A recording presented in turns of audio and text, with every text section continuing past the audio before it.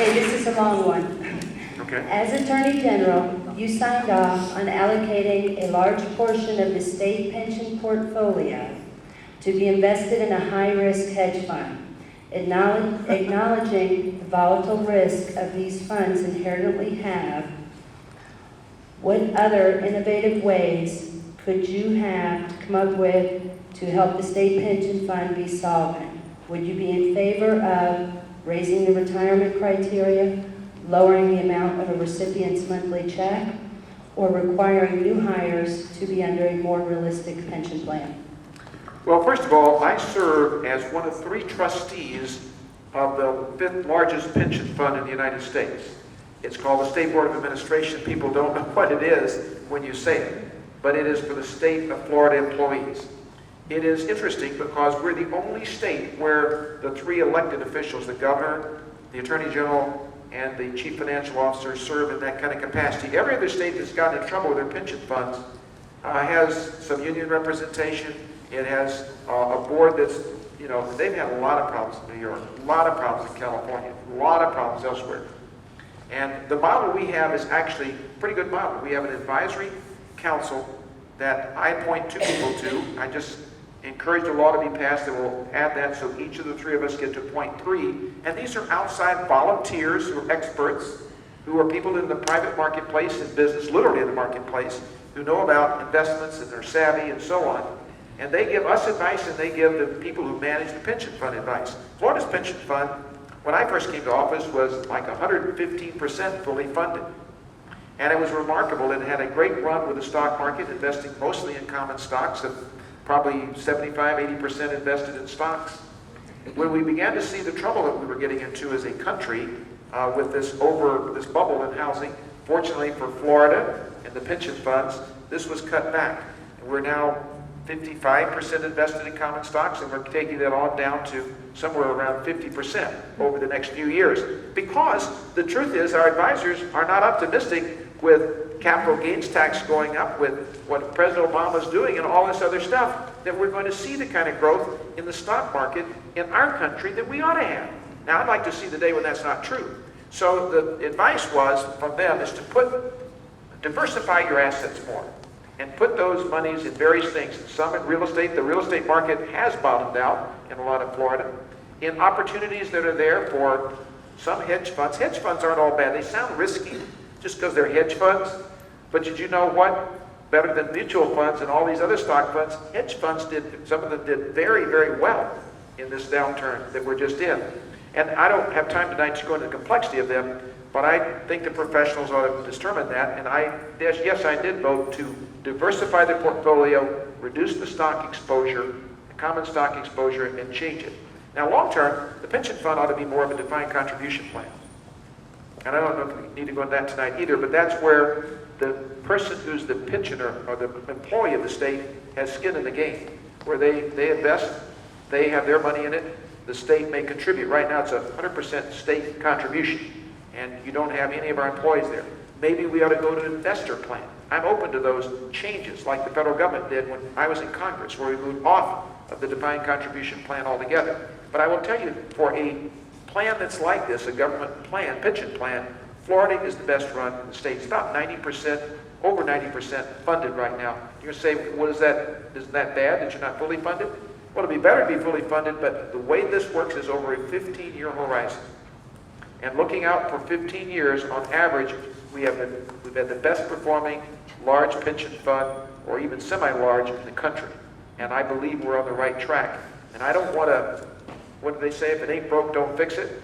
Well, I don't think it's broken like the others are, and I'm ready to improve it, but I don't want to go and do the type of things some of these other states are doing. Don't want to mess with it. We don't have to in that sense. But we do have to manage it, and do have to take good advice. I believe we do have that. Next question. Thank you. In 2009, a study was conducted by the Federation for Immigration Reform.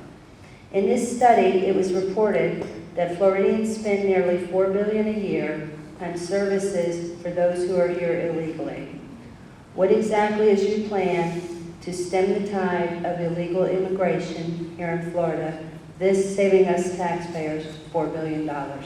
Well, I partially answered that earlier. I didn't mean to encroach too much on that. But let me say to you that when I was in Congress, I voted, I authored, I had amendments to reduce the types of benefits that people had for the welfare or otherwise or illegally. I just don't think they ought to be getting all the benefits that everybody else has if they're illegal. Now, that's not the question. The question is what are we going to do to stem the tide of illegal immigrants here? The way we're going to stem the tide, well, first of all, we need to enforce the laws I mentioned earlier. And how do we enforce those laws? Well, the federal government's been really lax, especially this administration. We had a program, and we still have one in the state of Florida, for training our certain select police officers and deputy sheriffs in enforcing the federal immigration law. Notice what I said, the federal law, not the state law, the federal law. That's the baby, the granddaddy, if you will, of all this. What happened was that we had a plan to broaden the powers that we were going to give to our local law enforcement and train them to do that, because they didn't need to be specially trained for that. And we had the cooperation of the Bush administration. When I first became Attorney General, that was the first couple of years I was in office. Now, when President Obama came to office, he's canceled all that.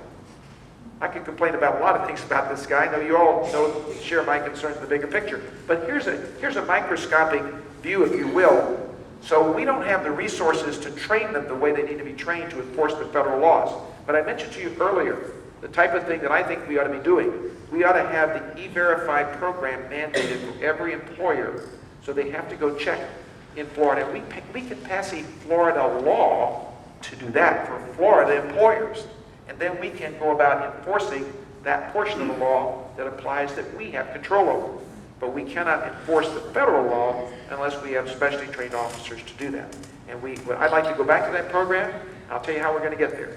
You and I are going to win this election, and then in 2012, we're going to turn Obama out, and then we're going to change the federal law, okay?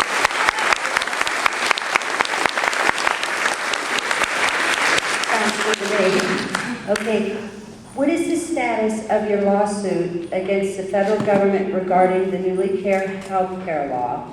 And will you come out and publicly endorse the Healthcare Freedom Act? The Healthcare Freedom Act that's going on the ballot, which will be Amendment 9 on the November ballot?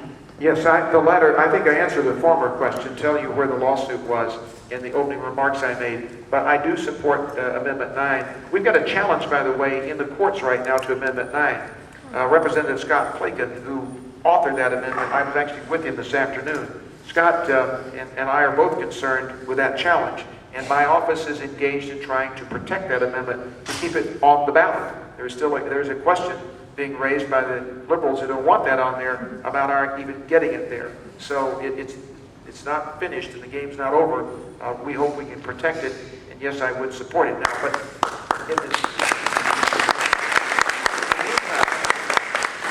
I put this also a little context for you. When we retake the Congress, and I believe we will take at least one body back, and hopefully both this fall, and turn out some of the people that shouldn't be in office at the federal level in Congress. When we do that, there can be some things about this health care bill we can stop right then. And those deal with the spending portion, because appropriated monies have to be put out every year. So we can slow that process down. But we cannot reverse it. We cannot stop the tax provisions. We cannot do these other things on the legislative side until we get a president that would sign a law we passed and be veto-proof, and B, we get enough members of the U.S. Senate to overcome that same 60-person rule that they put through in the middle of the night, the bill in the first place. That's how difficult it's going to be legislatively to do this. And that's why I'm telling you that it's so important that the lawsuit we filed get there to the Supreme Court and succeed. But it's conceivable we get a bump in the road. There's no guarantee we win the motion to dismiss, though I believe we will. I think we have standing. I think we will. But whatever it takes, we'll amend it, we'll come back, we'll do it. We are going to have this law overturned. Thank you.